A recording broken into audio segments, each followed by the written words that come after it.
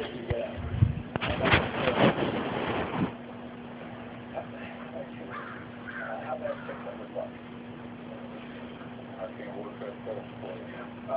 you want, I can make you an offer for about half of what Rick said, 400. Does that mean you're going to double the money loss and rate? No, sir. Realistically, if I buy these offers for 400, I'm not putting on my case. I'm not working at 800. First guy that comes along and offers me 600 for it, I'll sell it. What's next? I'll tell you what, I'll go 425 just so you feel like you want it. That's the deal. Thank you. I got $425. I'm really very pleased and very happy.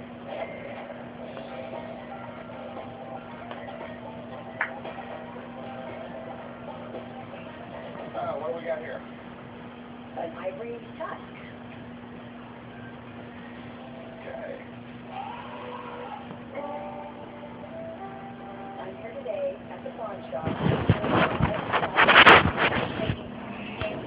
I was told that I could get somewhere between $1,000 and $1,500 for it. And what do you want to do with it? I want to pawn it for 7 to 10 days. Okay. I need some money between now and 4 o'clock. So how'd you get this thing? I bought it in Taipei. How much did you pay for it? I paid a lot. Okay. Unfortunately, it's not ivory. What do you mean it's not ivory? This is bone. It's pieced together bone, and it's made for the tourist trade. It only took like 2 seconds to tell this wasn't ivory. I've seen this hundreds of times before. They were in Asia. They went to a market. They were told they were ivory. They spent a lot of money on them. I was told it was ivory. Ivory would be a lot heavier than this. Who says? Says me.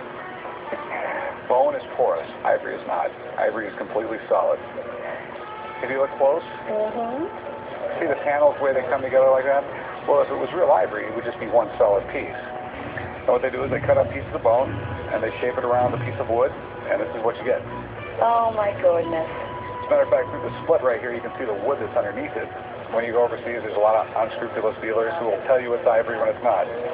I'm not really interested in buying ivory anymore. I mean, ivory used to be needed for billiard balls, concert pianos, and a few other things. Nowadays, you have synthetics. I don't like the process of getting ivory. I don't like the politics of it. I don't like anything about it. How much were you looking to get out of it? 1,000 to 15. There's no way. I would loan you like $100 on this. No. Okay, that's what I could do. Do a little bit better. There's no way I could do better. It's not real. It's bone. Okay? It's beautiful. Yeah, it's pretty. Yeah, but I don't loan on pretty. I loan on what I can sell it for. Okay, I mean, that's basically what you got. All right, thanks a lot. Thank you. I'm very upset. I was told it was ivory, and years later, now I'm finding out that it's not.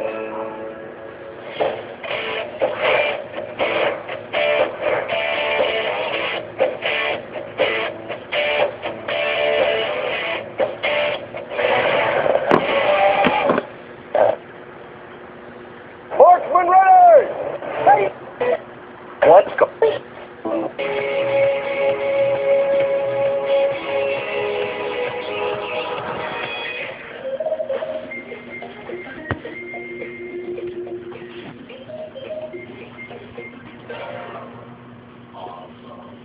Can't offer you an opportunity of a lifetime here.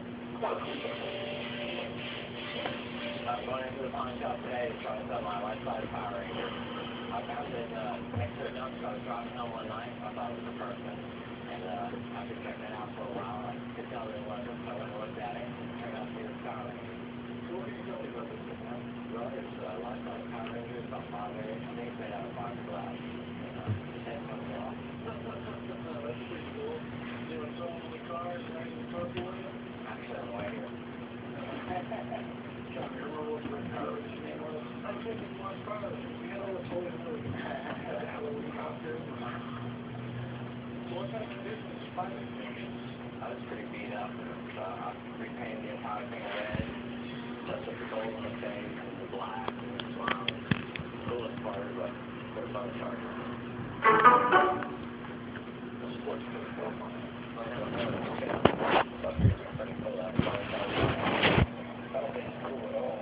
This thing is honestly ridiculous. I mean, I almost sort of buy it just to see what my father was saying. So what are you looking to get out of it? That's $150. Anything below $10 a day, It does have got the cell phone, though. I've been working in this place since I was 9 years old, and never once have I had someone walk through the door and say, I need a life-size red Power Ranger. You don't think you need it until you see it, though. I'm sorry, man, she's not for me. She's not the right fit for the shop. Okay. I can't believe we couldn't make a deal. This Power Ranger is so cool. I'm sure I can sell it online for $150. Earlier, I bought a 17th century key gun that I then sold to my buddy Sean. He invited me to come and watch him test fire it. To be honest, I just want to see this thing work. I mean, it's tiny. Hey, sure you want to shoot this thing? I think it could blow up. It could. It really could. If you loaded it incorrectly and created too much breach pressure, you know, since this thing is so old, you don't know what's going to happen. It's like the dumbest idea I've ever seen in my life. Keep talking. You're going to talk me out of doing it. This is something that dates the 17th century. You just can't trust the integrity of the metal. The first thing I've got to do is make sure that the board is clear. Blowing compressed air just clears it out. We're going to put 3 grains. Sure you don't put that much gunpowder in? Today we're going to fire the thing, but we're not going to shoot a projectile out. How the hell do you like that thing? We're going to make a wick.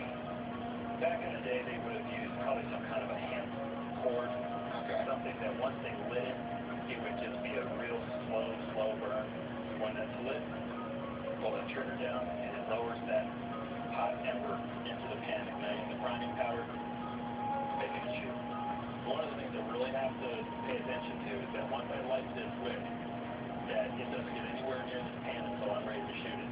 Okay. You know, I can't believe anybody would want to rely on this thing to protect themselves. I mean, it was just such a ridiculous design. Okay, so you ready to fire? No, we're ready to watch you shoot it. Oh, come on. There ain't no way I'd shoot that thing. I'm starting to feel like chump. I'm really excited to see this thing fire. And I'm even more excited that for once, I'm not at risk of paying someone to work for the cops. Ready? I'm ready. Okay, here we go. 1, 2, 3. Hopefully. All right. Yelling at a criminal is beating your ass down.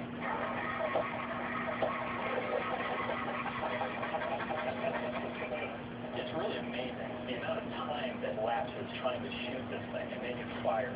You know, I'm hoping back in the day they would have refined it a bit, because today's experience, I would have been dead. Criminal would have beat your ass before you let the thing off. Seriously, I would have been just absolutely So you just been like, straight away.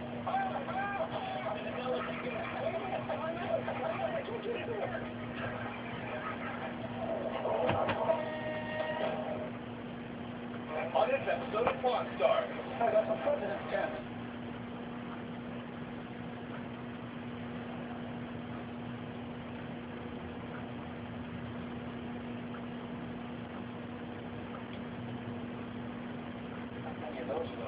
I haven't seen another one yet.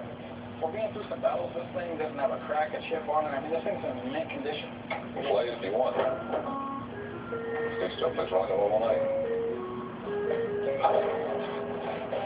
Well, I don't know what points you're going to throw this around. You fucking big hobbit. What are you supposed to do? What's the matter? You sure this thing's not broken, Mark? It ain't the machine. So what are you looking to get out of it? $3 grand. $3 grand's a great price, man, and I'll sure get it, but that's going to be a little too steep for me. My offer's going to be around $1,500 for it. That I can't accept. $3 grand, I think that might be what I'd be able to get out of it, and that just leaves absolutely no profit for me. If you want, I could maybe go up to 18 if it helps you out. 18 is still too low. This guy doesn't understand I'm not a KISS collector, and I'm not going to pay KISS collector prices. This thing will look so good in the store. Imagine me playing it every day at lunch. I could do like $2,000 man, cash money. $100 bills. There we go. Made it myself. We got a deal. Yep. It is hard right now because I've had it so long and I still love it. So it is kind of hard to let it go. But like I said, I don't use it. Hopefully maybe another collector will get more use out of it and appreciate it more like I used to. Earlier today, a woman came in with a 1914 $20 bill star note. But before I make an offer, I'm going to have